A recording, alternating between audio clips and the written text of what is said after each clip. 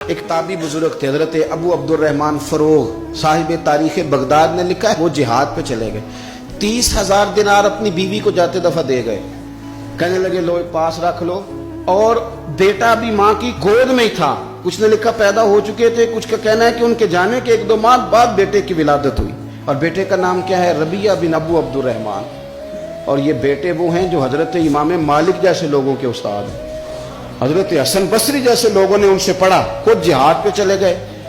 آج تو فوجیوں کی نوکری ہے نا جی، ان کا یہ نظام ہے کہ وہ جاتے ہیں، انہیں تنخواہ ملتی ہے، چھٹی پہ آتے ہیں۔ اس زمانے میں یہ تھا کہ مال غنیمت سے حصہ ملتا تھا، اور فتوحات کا یہ طریقہ تھا کہ یہ علاقہ فتح ہوا تو آگے چلے گئے، وہ فتح ہوا تو آگے چلے گئے، وہ فتح ہوا تو آگے چلے گئے، کسی نے لوٹنا ہے تو پابندی نہیں تھی، لوٹ سکتا ہے۔ کچھ لوگ جہاد میں ہی رہتے تھے۔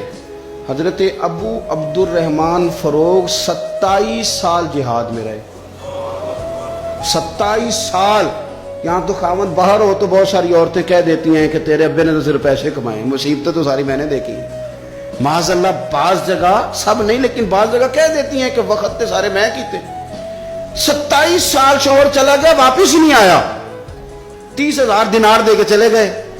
27 سال کے بعد خیال آیا گھر کا، اب بیٹا محدث بن گیا، عالم بن گیا، اور کمال یہ کہ رہتے کہاں تھے؟ حضور کے مدینے میں، مدینہ النبی میں، مدینہ منورہ میں صلی اللہ تعالی علیہ وسلم۔ اور ان کے صاحبزادے حضرت ربیعہ یہ مسجد نبی میں، حضور کی مسجد میں بیٹھ کے نبی پاک کی حدیث پڑھایا کرتے۔ آئے گھر، دروازے پہ دستک دی، صاحبزادے نے دروازہ کھولا، نہ باپ بیٹے کو پہچانتا ہے نہ بیٹا باپ کو۔ جناب ابو عبدالرحمن اندر داخل ہونے لگے تو صاحبزادے نے کہا بوڑھے میاں میرے گھر میں بغیر اجازت کے کیوں داخل ہو رہے ہیں؟ تو وہ کہنے لگے تو بتا، تو نے میرے گھر پہ قبضہ کیوں کر رکھا ہے؟ اب جب بات زیادہ بڑھ گئی تو دونوں جانب سے لوگ جمع ہو گئے، شور اٹھا تو اندر سے والدہ نے سنا، پردہ سرکا کے دیکھا کہ میرے شوہر آ گئے 27 سال کے بعد، 27 سال کے بعد۔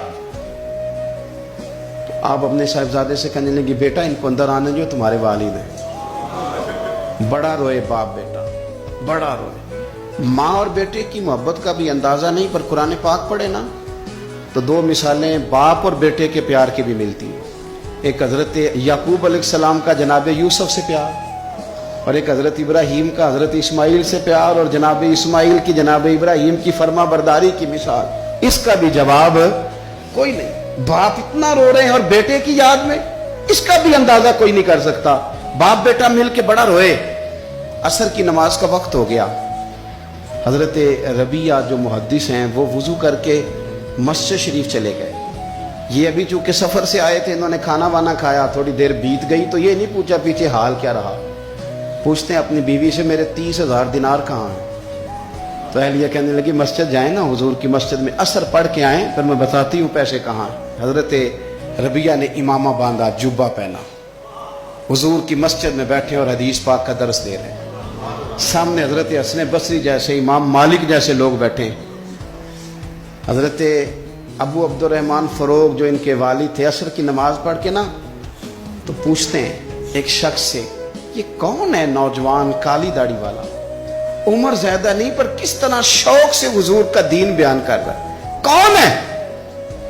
تو بتانے والے نے کہا کہ حضور ایک نا ابو عبدالرحمن نام کے بزرگ ہیں، وہ 27 سال سے جہاد میں گئے ہوئے ہیں، یہ ان کا بیٹا ہے۔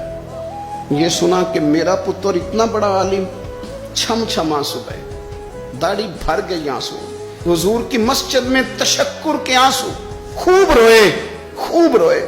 اٹھے گھر گئے، اور جب آنسو بھرا چہرہ لے کے گھر آئے تو اماں ساری بات ہی سمجھ گئی، کہنے لگی دیکھا ہے وہ بیٹے کو حدیث پڑھاتے، اب پتہ چلا میں نے آپ کے 30,000 دینار کہاں خرچ کیے، میں نے آپ کا پیسہ ضائع تو نہیں کیا۔ تو حضرت ابو عبدالرحمن فروغ فرمانے لگے رب تجھے صلہ دے اور میری طرف سے بھی دے، تو نے تو کمال کر دیا ہے۔ حدیث تیرا بیٹا پڑھا رہا تھا اور قد میرا اونچا ہوتا جا رہا تھا، سبق تیرا بیٹا دے رہا تھا اور یوں لگ رہا تھا کہ درجے میرے بلند ہو رہے ہیں۔ تو ماؤں نے کمال کیا، انقلاب کیا، بیٹیوں نے، بہنوں نے دین کے لیے ہمیشہ اپنا کردار پیش کیا ہے۔ لہذا ان چند ایک وظیفہ خار اور ناپاک عزائم والے لوگوں کو سامنے رکھ کے ملت کی بیٹیوں کو قیاس نہ کیا جائے. آخر دعوانا الحمدللہ رب العالمین.